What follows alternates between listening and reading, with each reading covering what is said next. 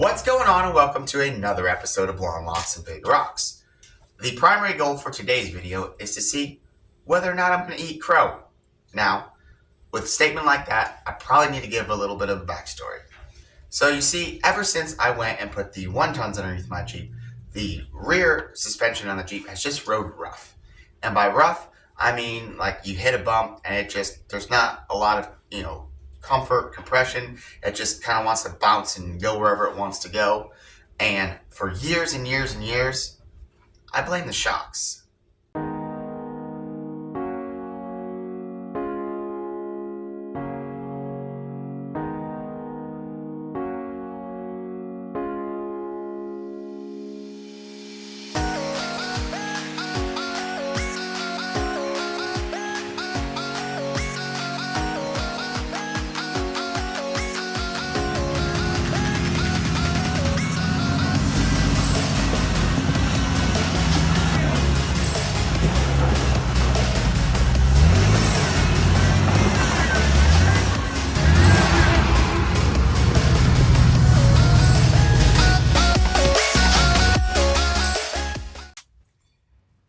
So back when we did the 1-ton swap, we did flex it out, measured for length, and I started looking on the internet to see what kind of shocks I wanted to run. And I didn't pick the most expensive one, and I didn't pick the least expensive one. I just kind of went middle of the road. Wound up choosing some Bilstein 5100 series, which I know a lot of people use, and I thought that would be kind of a good fit. Now, originally, I think we kind of ran them in somewhat of a stock location of what you'd find on a Cherokee. But I think at one point in time I broke a shock, and not too long after, and we wound up kind of re-engineering that. So let me show you what we got going on upstairs.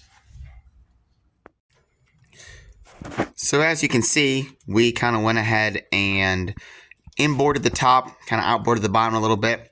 Wound up making these pretty sweet shock hoops, and then we were able to go and tie that into a bar, which eventually wound up tying into the cage. And then I even went through and added these tabs right here. So when a car seat's buckled in, it winds up being tight and it's not going to flop down. So a while back, I started doing a little bit of research on the internet and seen an article where it talked about the rear shackle angle affects the ride quality on Jeep Cherokees. And they said you don't want a straight shackle, you want to have more of an angle. So at that point in time, you get a little bit more cushion. Well, that's my problem. As you can see, this shackle don't have a whole lot of angle to it. So they make rear shackle relocation kits. Now, a quick search on the internet will show you, like Rough Country more than likely will pull up, and they sell a rear shackle relocation kit. Now, it always seems like that price kind of varies of what those are, depending upon the year, if they got a sale going on. I think I looked this morning, and a rear shackle relocation kit was about $130. Now, a while back, Dozer was searching the old jungle site, aka Amazon, and he wound up finding a rear shackle relocation kit, and it was $80. And as far as the hardware goes, the brackets go, even the thickness of steel, everything was exactly the same as what Rough Country's is, but didn't have the Rough Country name. So I went ahead and ordered it. And I've had that kit sitting around in my garage, just waiting for the right moment to put it on. Now this is what the kit looks like. You got a couple brackets, some tabs, and I said the whole box full of hardware. So by installing this, you're able to basically adjust your shackle angle because you've got multiple holes. Now, since we're going to be paying attention to the back side of the Jeep, this issue was where the snowball starts rolling, and I decided it would be the perfect time to tie up a couple other loose ends. One thing is that on the inside of my unibody in the back, it was starting to crack a little bit. And I've been trying to think of ways to kind of plate that up, but just wasn't quite sure how to do it. And then all of a sudden one day, happened to find a company, T&M Metal Fabrication. And they're about the only people that I've found on the internet that are doing this. And they actually sell chassis stiffeners to go on the inside of the unibody rails in the back. This is right here where your hose would go, for the fuel tank. So I figured if I'm already tearing apart the rear to do the rear shackle relocation, I might as well go ahead and take care of putting those in there. One nice thing about these is they are relief cut here, and then they have all these holes in it so that you can plug weld it so that they're going to be super solid. So we're also going to tackle this. So 14 bolts are notorious for basically hanging low, as you can see. There's not really a whole lot of ground clearance, so the only way to really get that up is to change your tires, or there's a lot of people that go ahead and shave these. Now there's multiple ways to go ahead and shave these, from basically mild to wild. Wild being you're cutting the bottom of the pumpkin open, welding a plate in there, sometimes even shaving the ring gear in order to clearance it. Now, I don't want to go that far. I think I'm going to do a little bit milder version, but I figure since we're tearing all this out, we might as well pull the axle out and do that. So what a lot of people wind up doing is they go and they cut basically across here, and you have a 13 bolt cover that basically you're able to shave off over about 1.25 inches or so. So since, like I said, rear leaves have to get undone for the rear shackle relocation, might as well pull this axle out, flip it over, and then we're going to cut and grind and basically flatten this out. Now, it seems like a lot of work, but it's a lot of little things that are all going to add up to hopefully improve the performance of the Jeep. But before we do anything, the first thing we got to do is take this thing to a car wash and get it cleaned up. Try to avoid as much dirt from getting in the eyes and the ears as possible. So, let's go get her washed.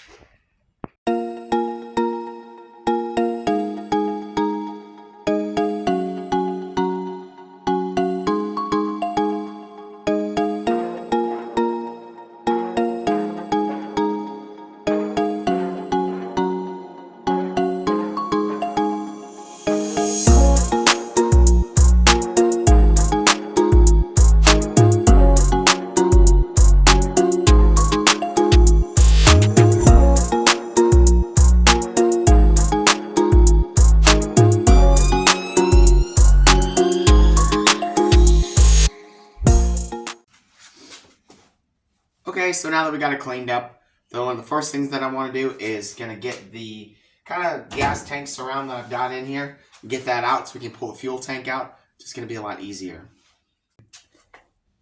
Now that the fuel tank support's gone, you can see the fuel tank's actually half in the vehicle. I should have mentioned that when we did the 1-ton swap, we actually flipped the rear leaves, which actually goes and moves the center pin back. So the wheelbase is altered just a little bit. Well, when you do that, if you articulate, the axle is going to come up and smash the gas tank in stock location. So I went ahead and put it inside the vehicle. So I've got 2 straps holding it down. I'm going to undo the lines, pull the tank out.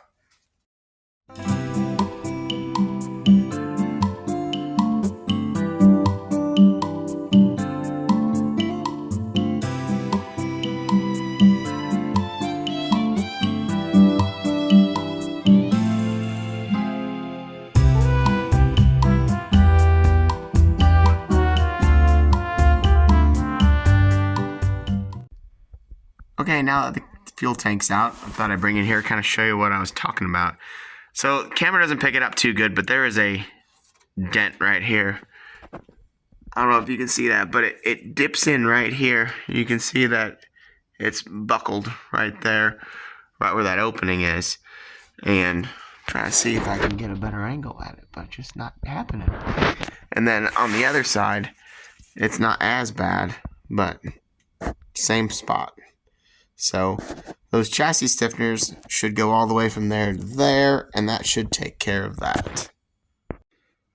Okay, we got tires off, jack stands underneath it, so the axle is just kind of sitting there. Now we can start unbolting the axle to get that out there, and then we also got to undo those rear shackles.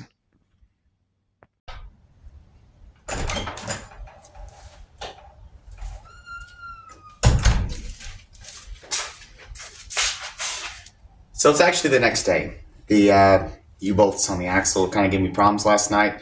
They weren't wanting to come loose, so I went ahead and sprayed those down overnight. So now we're back at it today. We're going to see if we can't get those loose.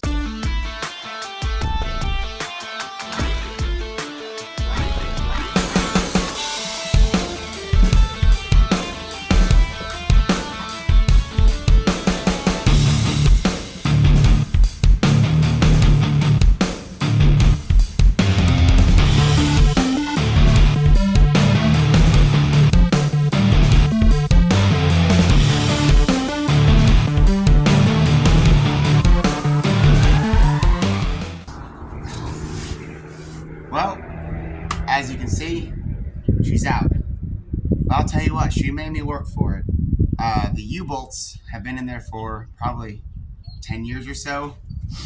And even on max torque, the old Milwaukee M18 fuel, she just didn't have it in her. And unfortunately, my favorite half-inch ratchet, as you can see, it sacrificed its life for this project. But she's out, she's on jack stands. Now it's time to get the rear shackles out. So went ahead and got the first phase of this project done, which is teardown. So as you can see, the axle's out, and then we went ahead and got the rear shackles are out.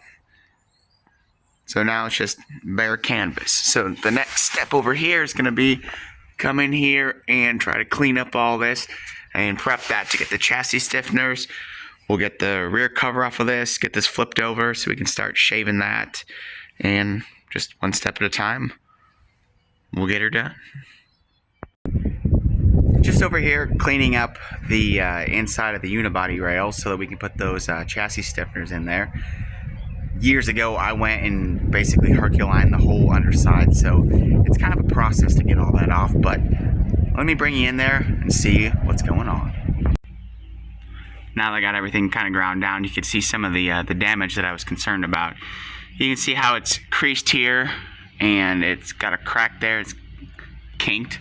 And this is where the bumper bolts were bolted up. You can see where it's starting to split there.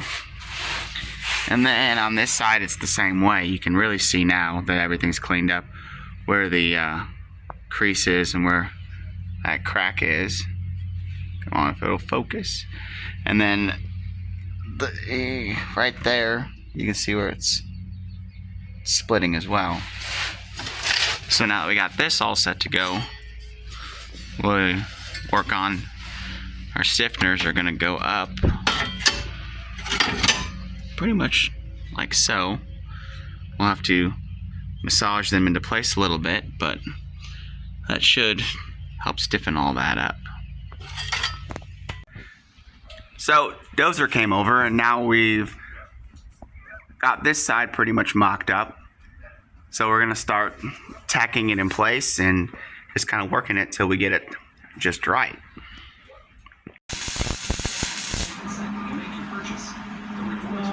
Let's just keep it where it's at for now.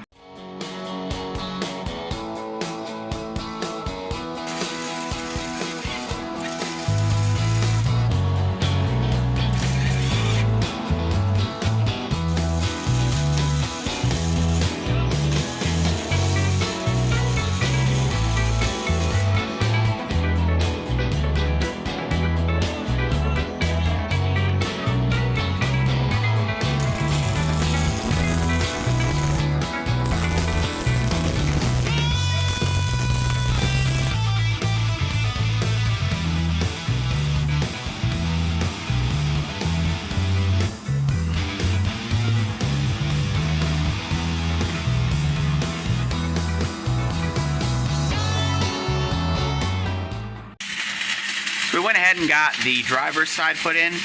As you can see behind me, we've got the passenger side tacked in there, and now Dozer's going ahead and burn it in there, so we're making progress and getting a lot closer.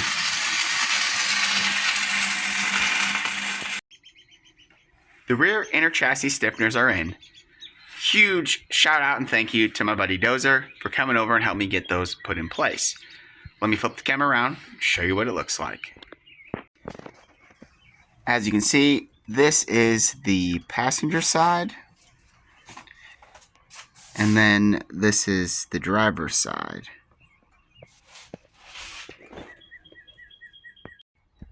Now I'm going to go ahead and get those cleaned up, throw some paint on them, and then they'll be ready to go. So that is one step down in this project. On to the next.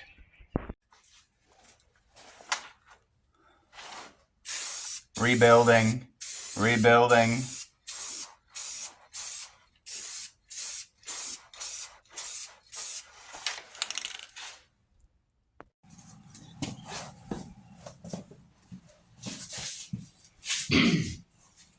So some of you might be wondering, what kind of truss is this?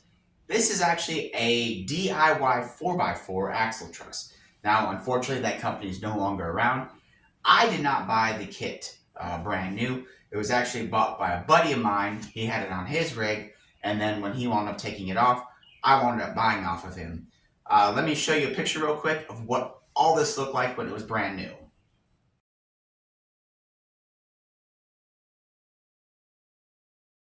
So this kit's actually kind of cool because there's no welding at all involved. Over here, it basically clamps around the axle tube, over here. Then on the back side, there's actually a plate that goes and sandwiches in between the differential cover and the housing. Comes over the top, has this plate which then winds up tying into the pinion guard. And then where the traction bar used to be mounted was on top. That's what these tabs are for. But as anyone that's ever worked on an XJ knows, there's just no space. So long time ago, Dozer and I wound up modifying it and kind of made it over here.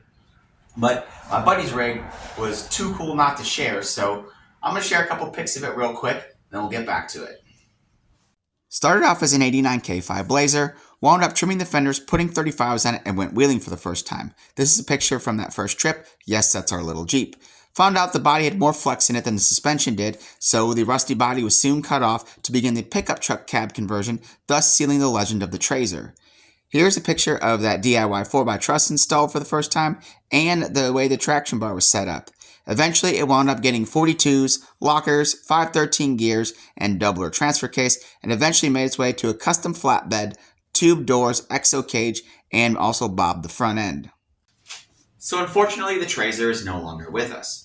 Right about the same time that I was starting the 1-ton swap on my Jeep, my buddy was actually parting his rig off. He had other projects he wanted to pursue, but I made sure to pick up a few parts and pieces off of that rig so its memory could still live on. Example, my axle truss. Now, something else that those with a keen eye might have noticed is in the last photo that I showed of his rig, those were not 42-inch swampers. They were actually 38.5-inch boggers. And yes, my buddy did buy an extra set of tires just so that he could run one off-road park in northern Illinois. See, there is a place called the Cliffs Insane Terrain Off-Road Park up in Marseille, Illinois, and back in the day you used to be able to take Jeeps and trucks to it. But they had a couple restrictions, one of them being a tire restriction, and it had to be, I believe, 40 inches and under. So he bought this exact same wheel and tire setup so that he could go run that. And when he was parting out his rig, he made me an offer that I couldn't refuse, and I've been running those tires and wheels ever since. So while that rig might be gone, it's definitely not forgotten. One last thing my buddy did was before it left, he wound up gifting me one of the fenders off of it and also the door. You see, that particular rig is kind of a little bit sentimental to me as well, because that was one of the first rigs I ever started working on, and him and I kind of started our own little off-road club, right out of high school, hence the Mutter Militia name.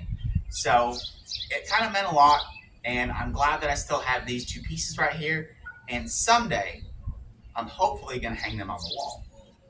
However, in the meantime, let's get back to working on that 14 bolt. So this thing was painted up pretty good before our last trip, and I don't know if the camera will show it up so good, but she was scraping the bottom pretty hard at some points when we were at Black Mountain. I was getting caught up, it felt like, left and right, and I'm going to show a clip right here where I was basically stuck between two rocks and I just could not go anywhere. So that's why I'm trying to gain a little bit of ground clearance.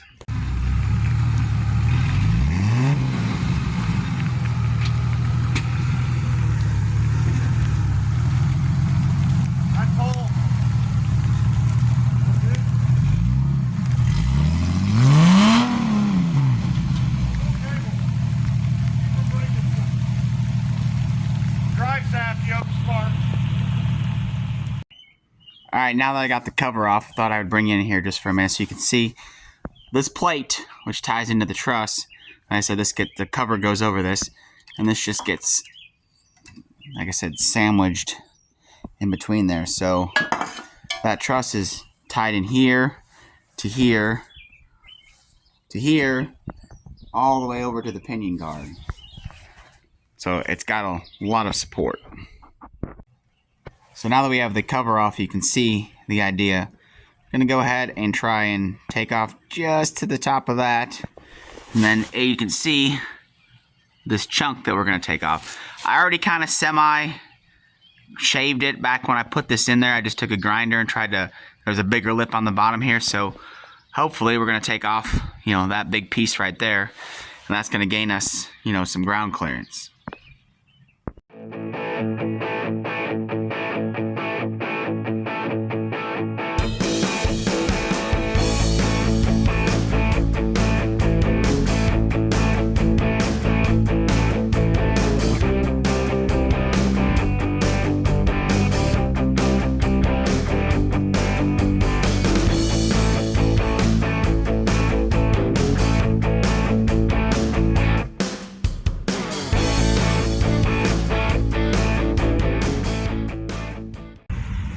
Well, right or wrong,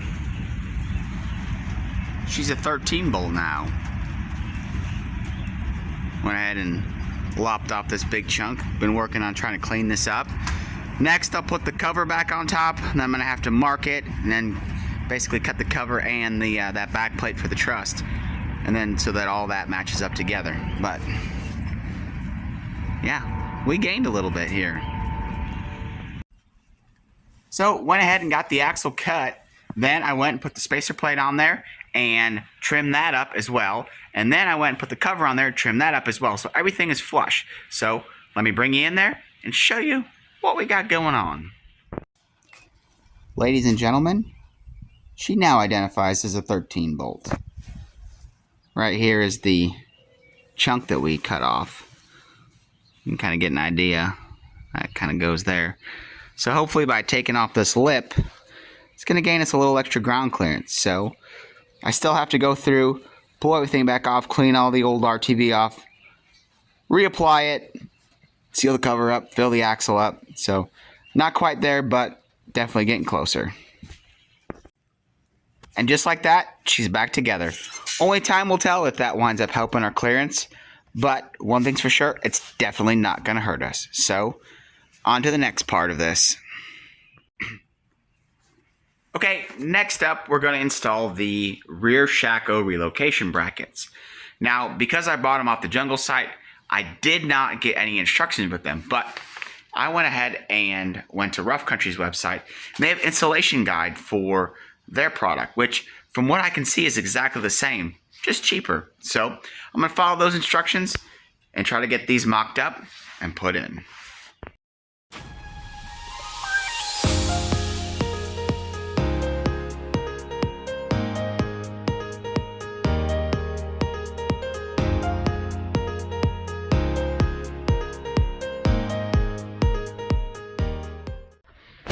So getting these rear Shako relocation brackets installed really wasn't too bad once I figured out the way that it's supposed to go. So the passenger side is all done, so now we got to shoot the reverse and we'll get the driver's side done. So like always, everything was going great until it wasn't. So now Dozer's going to come over and give me a hand. Let me flip the camera around, show you what I got myself into. So when I was trying to put the rear Shako relocation bracket on the driver's side, the capture nut that's welded to the unibody wound up falling out. You can kind of see it's broke off there. So Dozer's going to come over and try to help me get out of this predicament that I got myself into. Dozer was able to come over and basically save my bacon. As you can see, we got the driver's side bracket all bolted up. What we wound up doing is we went and welded the nut back in place. I was able to put the bracket in there, and then once everything is all said and done, we're going to go and just basically weld that whole bracket in place, so we won't have to worry about that. But huge shout out and thank you to Dozer, because without him, I don't know what I'd be doing right now. So thank you. So at this point in time, the rear Shako relocation brackets are in. The axle has been shaved, waiting to go in. I did find out that my leaf spring bushings have more planet than I'd be comfortable with. So I've got some of those ordered. So before this can go back in the Jeep, we're gonna have to change those out. So until I get them, kind of in a temporary holding pattern. So hopefully soon we'll get back at this. So it's been a little bit since we've been on the Jeep, but as you can see, the axle's back in. I didn't really film much of reinstalling it. Dozer came over and gave me a hand. It fought us a little bit, but she's in there. I don't know if you can see right there. There's the shackle relocation. So now you can see the shackle, instead of being straight up and down, it's got a little bit of angle to it. So I think I got everything tightened down. I'll have to go do a double bolt check. But we're about to put tires on it, and then we're going to see how it looks.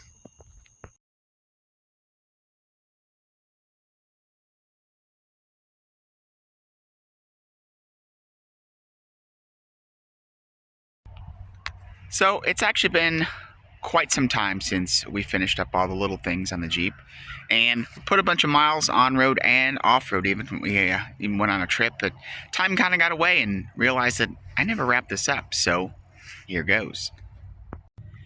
Now you'll remember one of the big things was the shackle angle. So after we put the relocation in there and drove it on the road, you'll probably notice in the last clip I actually had it tilted a little bit farther forward. I took that for a drive down the road and it actually made it worse. So I brought it back, moved it back a bolt hole, and this is kind of what we ended up with. I'll try to put a screenshot of the side-by-side of what it was and what it is now.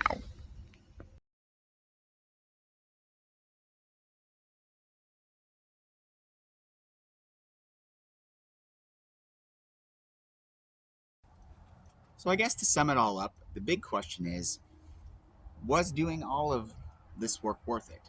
Did I improve the ride quality in the rear by doing the shackle relocation? Short answer, no. Do I think it helped a little bit? Yeah, a little bit. It still seems to ride kind of rough down the road. Now I know it's got a leaf sprung suspension. I know people are going to say that, well, it's going to ride rough, but I still feel like the shocks are just a little bit too stiff for what this is. So I'm not quite fully ready to not take that out of the equation until I try something different. Now, as far as the rear differential chop goes, that turned out really well, along with the inner chassis stiffeners. So, at the beginning of the video, I said, will I eat crow? And basically apologized to Bilstein because I blamed those shocks for years for how rough it rode. Well, here's the short answer. Until I go and try something different, I can't fully 100% not blame them. So, maybe sometime in the future, and if that happens, you'll be sure to see it on our channel. So remember, there's no time like the present, so start them young. Until next time, bye!